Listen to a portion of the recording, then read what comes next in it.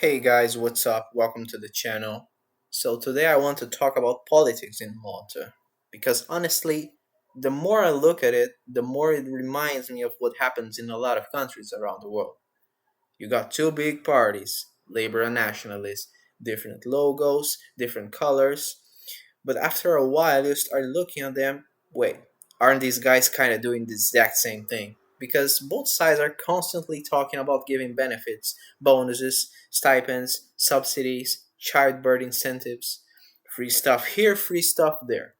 I'm not saying helping people is bad, but that's weird to me that nobody really talks seriously about the long term side of this. Recently, I saw some research saying around 41% of Maltese people are worried about inflation. And in the same research, overpopulation was one of the biggest concerns too. So I'm sitting here thinking if people are really worried about prices going up and worried about pressure on the country, why is the political conversation still basically who gives more stuff?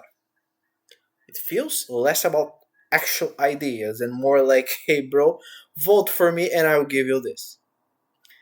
And then the nationalist party comes in trying to look like the responsible manager. They It's not about how much the government spends, but where it spends. I don't like this approach. I prefer a red pill candidate, the candidate that will actually shake you and tell you you're being fooled, because it feels like they're just playing the game on labor's field. They already dominate the narrative of free stuff. So I don't think this strategy is smart. If you want to beat them, stop trying to be like them. And I would expect some more um, aggressive approach and their differences.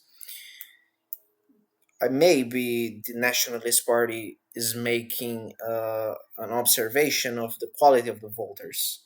Some voters they do vote based on benefits rather than ideas or ideology, and according to their strategy, they're just trying to win those voters over. Again, I disagree with this strategy. I'm just presuming this is the strategy. I don't really know, but I would prefer someone actually waking me up, giving me the red pill. Well, still about this topic, it reminds me of the critics of democracy raised by the Greek philosophers.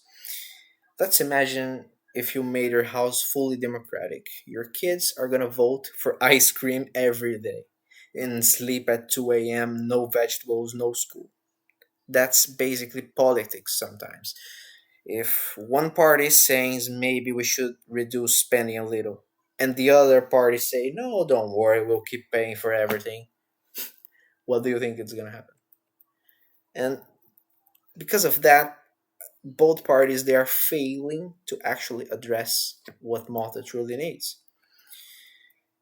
And then we go to the second topic, which it's the fact that some people, we have some aggressive protests, people getting violent. Heard some stories about families fighting because of party loyalty. I'm not saying everybody's like this. I'm just repeating stories locals told me. But honestly, from the outside, it feels super weird. People treat political parties like football clubs. And another thing is, how do people have so much time and energy for this stuff? Again, maybe it's passion, but being very honest, when you see people spending entire days waving party flags in streets, screaming for politicians, you naturally start wondering: are all these people really there just because they care that much, or maybe there is something else? Something else. I'm just asking. That's a fair question, and questioning won't hurt. Everybody has work, problems, hobbies, family. So seeing people fully dedicated themselves to political parties, like, this is crazy to me. And honestly, I think that's part of the problem is also communication. It's surprisingly hard to find clear information about what each party wants to do. Their website is messy. You find one podcast there, you find some Instagram posts, not even in their official profiles, mostly media. And I feel like the average voter has to dig a lot to find, to understand basic political proposals. That's already a problem. Politics shouldn't feel like detective work.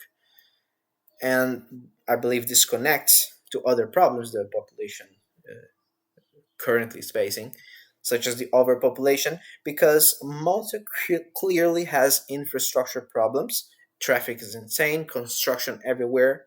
Even for me to record this, I've been struggling to find a good moment.